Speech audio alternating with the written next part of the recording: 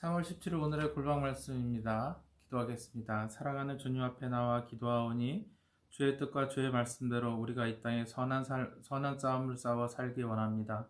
주님 범죄하지 않기 위하여서 주님을 의지하오니 주의 선하신 뜻을 저희에게 알려주시옵소서. 예수님의 이름으로 기도합니다. 아멘. 본문은 사무엘상 25장 32절에서 38절까지 말씀입니다. 다윗이 아비가일에게 이르되 오늘 너를 보내어 나를 영접하게 하신 이스라엘의 하나님 여호와를 찬송할지로다. 또 내 지혜를 칭찬할지며 또 내게 복이 있을지로다. 오늘 내가 피를 흘릴 것과 친히 복수하는 것을 내가 막았느니라. 나를 막아 너를 해하지 않게 하신 이스라엘의 하나님 여호와의 살아계심을 두고 맹세하노니 내가 급히 와서 나를 영접하지 아니하였다면 밝는 아침에는 과연 나발에게 한 남자도 남겨두지 아니하였으리라 하니라. 다윗이 그가 가져온 것을 그의 손에서 받고 그에게 이르되 네 집으로 평안히 올라가라. 내가 네 말을 듣고 네 청을 허락하노라. 아비가일이 나발에게로 돌아오니 그가 왕의 잔치와 같은 잔치를 그의 집에 배설하고 크게 취하여 마음에 기뻐하므로 아비가일이 밝는 아침까지는 아무 말도 하지 아니하다가 아침에 나발이 포도주에서 깬 후에 그의 아내가 그에게 이 일을 말하매 그가 낙담하여 몸이 돌과 같이 되었더니 한 열흘 후에 여호와께서 나발을 치심에 그가 죽으니라. 아멘.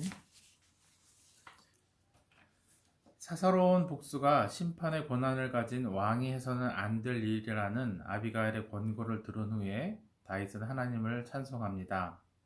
모욕을 당하였다는 사실은 변함이 없고 그가 약간의 복물만 받은 것에 대해서 비난의 여지가 있을 수는 있어도 인간적인 원망일 뿐입니다. 다윗은 하나님의 뜻이 더 중요하기 때문에 하나님을 찬송합니다. 다윗이 아비가일에게 이르되 오늘 너를 보내어 나를 영접하게 하신 이스라엘의 하나님 여호와를 찬송할지로다. 또 내 지혜를 칭찬할지며 또 내게 복이 있을지로다. 오늘 내가 피를 흘릴 것과 친히 복수하는 것을 내가 막았느니라. 이렇게 얘기합니다. 다윗은 이런 고백을 통하여서 아비가일이 한 일이 하나님의 뜻을 온전히 하기 위한 것이라는 것을 고백합니다. 하나님의 백성이 하나님의 뜻을 이루어 화평을 만들어냈으며 죄를 행하지 않도록 다윗을 막아 하나님의 뜻을 이루었기 때문입니다.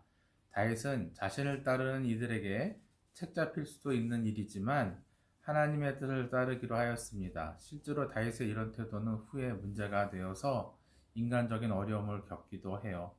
다윗은 자신을 따르는 이들에게 하나님의 뜻을 행할 수 있도록 기회를 주었습니다. 그들이 나발을 쳐서 빼앗을 수 있는 재물이 더 많았다고 이야기할 수도 있었지만 다윗은 하나님의 군대가 되어야 할 사람들마저 그 약탈자가 되는 범죄를 저지르지 않도록 막아냈기 때문입니다. 그저 다윗만이 아닌 그의 무리도 이젠 더 이상 도적대가 아니라 하나님의 군대가 될 수 있는 것입니다. 34절부터 보면 나를 막아 너를 해하지 않게 하신 이스라엘의 하나님 여호와의 살아계심을 두고 맹세하노니 내가 급히 와서 나를 영접하지 아니하였다면 밝는 아침에는 과연 나발에게 한 남자도 남겨두지 아니하였으리라 하니라. 다윗이 그가 가져온 것을 그의 손에서 받고 그에게 이르되 내 집으로 평안히 올라가라. 내가 내 말을 듣고 내 청을 허하노라. 이렇게 얘기하고 있어요. 다윗이 이 말을 한 것은 널 봐서 내가 참겠다 이런 표현이 아닙니다.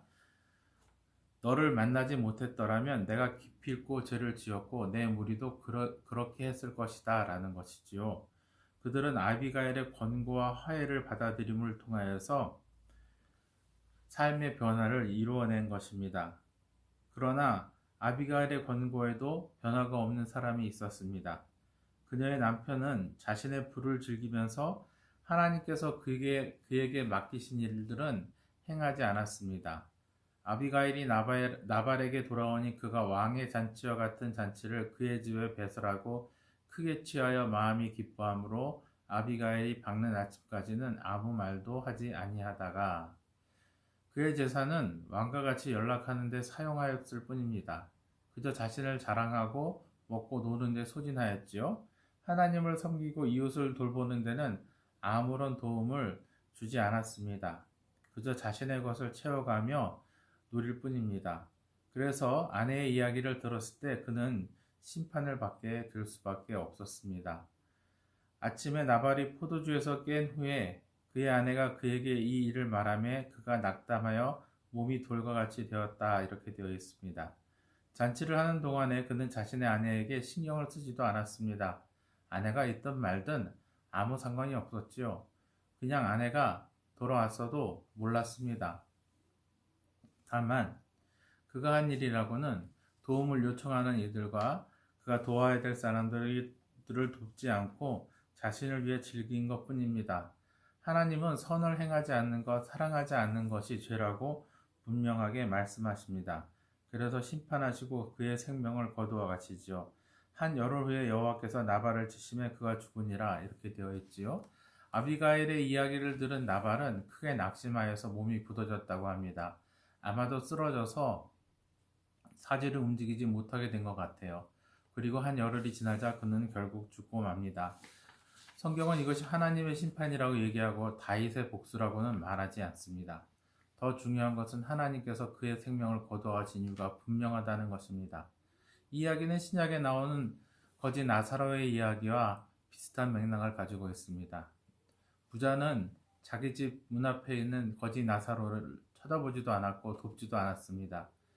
결국 그 일로 인하여서 그는 지옥불에 떨어지고 말았죠. 하나님께서 베풀어 주신 것으로 자신의 연락하는 데 사는 것은 옳지 않은 일이라고 하나님이 말씀하십니다. 오직 주님을 향한 큰 일에, 구원의 일에 자신의 모든 삶을 들여 사는 것이 중요한 것입니다. 그렇다고 가족을 돌보지 않고 이런 문제는 아니고요. 우리가 해야 될 마땅한 도리인 것이죠. 가족과 우리의 교회와 하나님께서 주신 그 모든 것은 하나님의 뜻을 온전히 이 땅에 선포하는 데 사용되어야 하기 때문입니다. 그저 자신만을 돌보는 나발 같은 삶은 결국 불행한 죽음으로 이어질 뿐입니다. 우리는 이것이 우리의 삶에서 저 요단강을 건너 하나님의 나라에 이를 때 꼭 일어날 것을 믿고 의지하며 살아야겠습니다.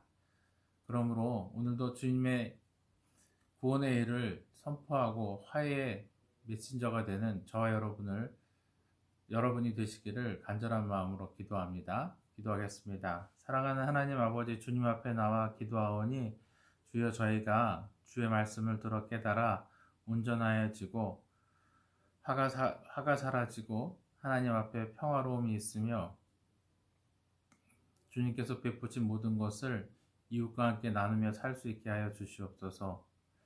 지금은 우리 주 예수 그리스도의 은혜와 하나님 아버지의 크신 사랑과 성령의 교통하심이 주님의 것을 나누며 화평하는 자가 되기 원하는 우리 주님의 교회 성도들 머리 위에 이제부터 영원까지 함께 있을지어다.